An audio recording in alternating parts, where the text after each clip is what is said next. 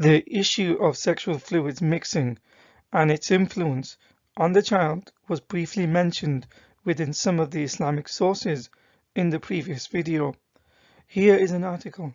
The full link is below in the description. It is in reference to a hadith, Sahih Muslim 315, which will be looked at in detail next. In the Islam QA website, a questioner asks a peculiar teaching in Islam in which Muhammad taught that depending on the prevalence of the parent's sexual fluids at the time of copulation, this not only determines the gender of the child, but also has an impact on resemblance to that parent or their sibling. The question title is Views of the Scholars and Doctors on the Role of the Man's Water and the Woman's Water in determining the gender of the fetus. The questioner concludes by saying, modern science today tells us that the sperm and the egg together determine the genetic characteristics of the fetus, and whether the woman's water comes first or not has nothing at all to do with determining the gender of the fetus, whether male or female. As you can see, the hadith is contrary to this scientific fact. If Muhammad was a prophet and only spoke on the basis of inspiration from Allah, then how could he not know this fact? Rather, he said something contrary to science. Here is the relevant section of Sahih Muslim 315, where Muhammad said, "The reproductive substance of man is white, and that of woman yellow, and when they have sexual intercourse and the male's substance prevails upon the female's substance, meaning her fluid, it is the male child that is created by Allah's decree. And when the substance of the female prevails upon the substance contributed by the male, a female child is formed by the decree of Allah." In the parenthesis it says chromosomes and genes. Nowhere in the Arabic text does it say this. Rather, it is the semen that it's referring to when it says male's substance and female sexual fluid when it talks about the female's substance. The word used by Muhammad in the hadith is mani for both the fluid of the man and woman. When used in reference to men, it means sperm, and when used in reference to women, it means her sexual fluid, although sometimes it is translated as the female sperm or semen, because ancient people thought it had a bearing on a child's gender and resemblance, just as Muhammad did. However, the term mani in modern lingua franca is used to mean the sperm, as this popular Arabic dictionary confirms, as well as a quick search. It does not, however, mean chromosomes or genes. To prove the previous hadith says nothing about chromosomes, rather it is referring to the fluids of the man or woman. In this hadith found in An-Nasai 11200, Muhammad describes the fluids by saying, "The man's water is thick and white, and the woman's water is thin and yellow. Whichever of them comes first, the child would resemble that parent." This time Muhammad uses the word ma, which means water, to describe the sexual fluid. Somewhat embarrassing on a few fronts, in Sunan Ibn Majah 601, Muhammad's wife Salama did not know what this fluid was. She says, and quote, "Does that really happen?" Muhammad then says yes, and goes on to say, "The water of the man is thick and white, and the water of a woman is thin and yellow. Whichever of them comes first or predominates, the child would resemble that parent." The prevalence of male or female sexual fluid has no bearing on the child's gender. Medical science proves that a child's gender is determined by the father. In other words, it is the male's sperm that determines the gender, because it depends entirely on which type of sperm meets the egg first. As a male sperm is programmed with XY chromosomes and XX chromosomes, and all eggs have one X chromosome, the male contributes the X or Y chromosome, while the female contributes one of their X chromosomes. The gender is determined at the moment of fertilization by the combination of X and Y chromosomes it gets from the sperm. Since women carry XX chromosomes and men carry XY chromosomes, it follows that the man is always responsible for the baby's gender. A more detailed explanation is found in the scientific journal Nature, which mentions a child's biological sex is determined by the chromosome that the male contributes. In this government medical website, it says the chromosome from the father determines if the baby is born as male or female. Notice there's no mention of the prevalence of the man's white fluid or woman's yellow fluid as described by Muhammad in the aforementioned hadith.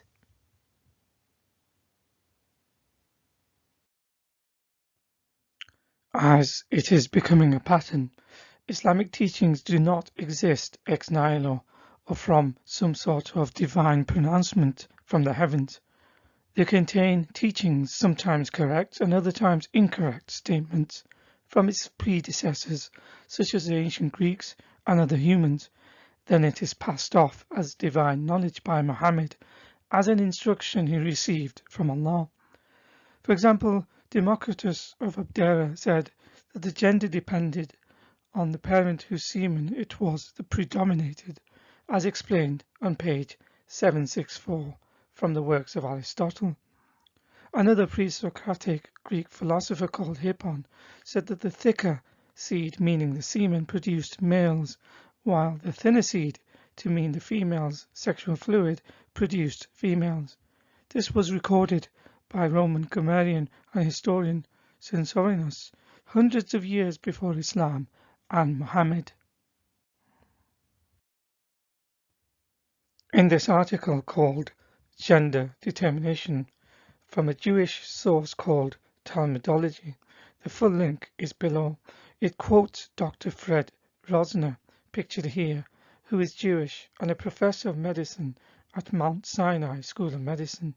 He is also the chairman of the Medical Ethics Committee of the State of New York.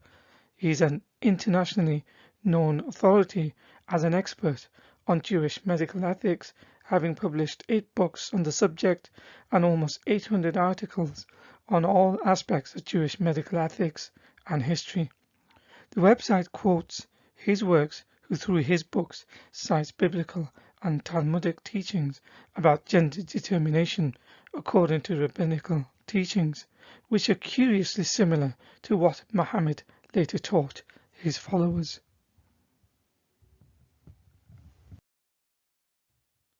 In this published article in the National Library of Medicine, Dr. Fred Rosner says the Talmud had something similar for gender determination.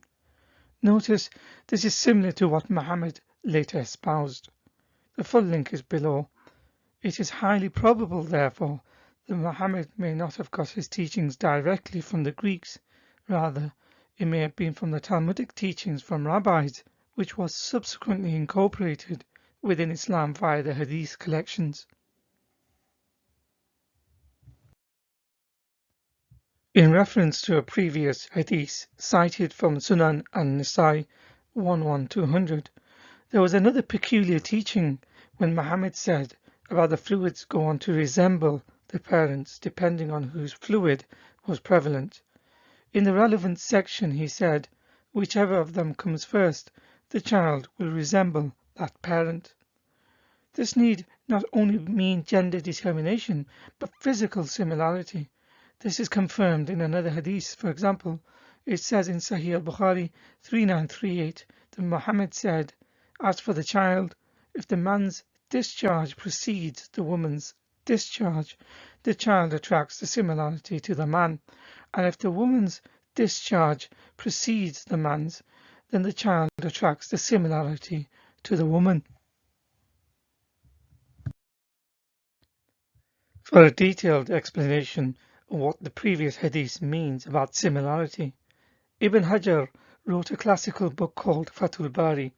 It is considered the most comprehensive commentary of Sahih al-Bukhari, a book that became the most celebrated and highly regarded work of all his works. Upon its publication, it was hailed as the greatest work of the age. Many dignitaries and scholars attended the celebrations that were held in Cairo, Egypt, a center for Islamic learning for many centuries till this day.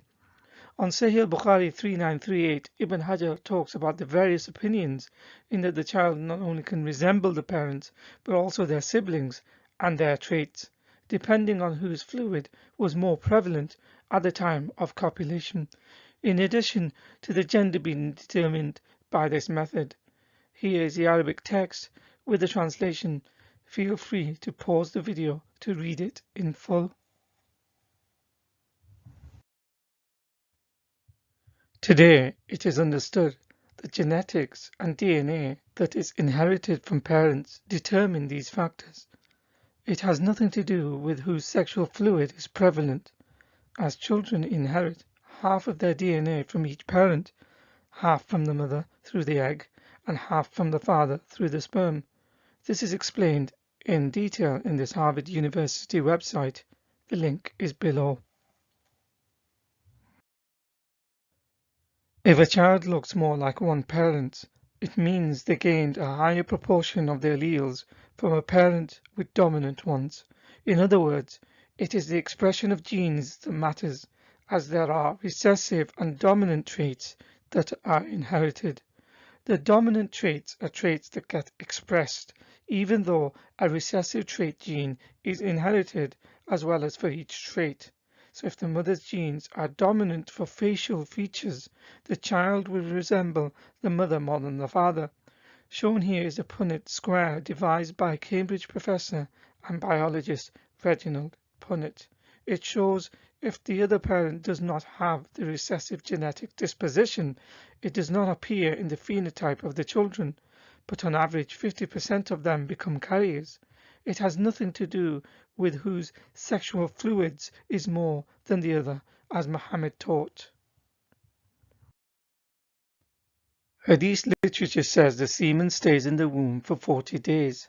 For example, in Sahih Muslim 2645c, it quotes Muhammad as saying the semen stays in the womb for 40 nights.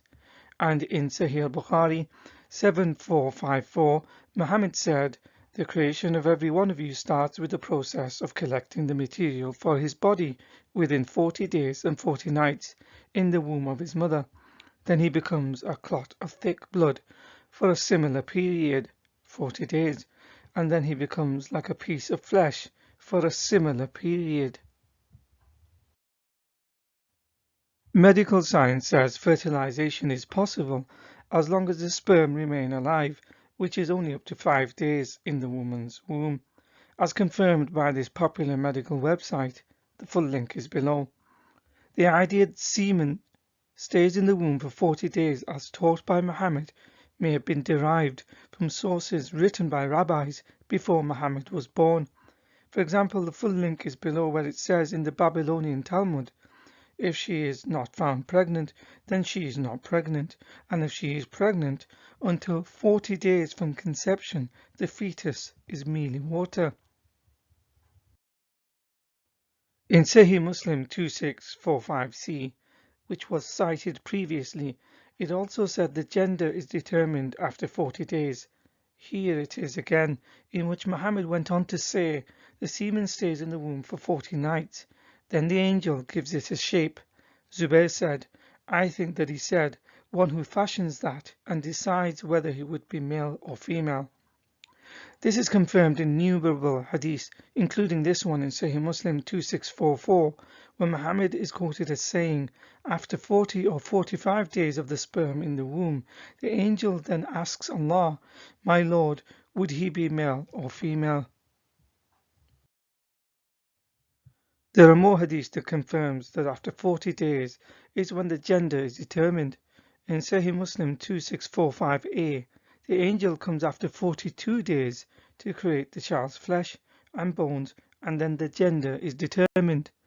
And in Sahih Muslim 2646, the gender is determined once the fetus has become a lump of flesh.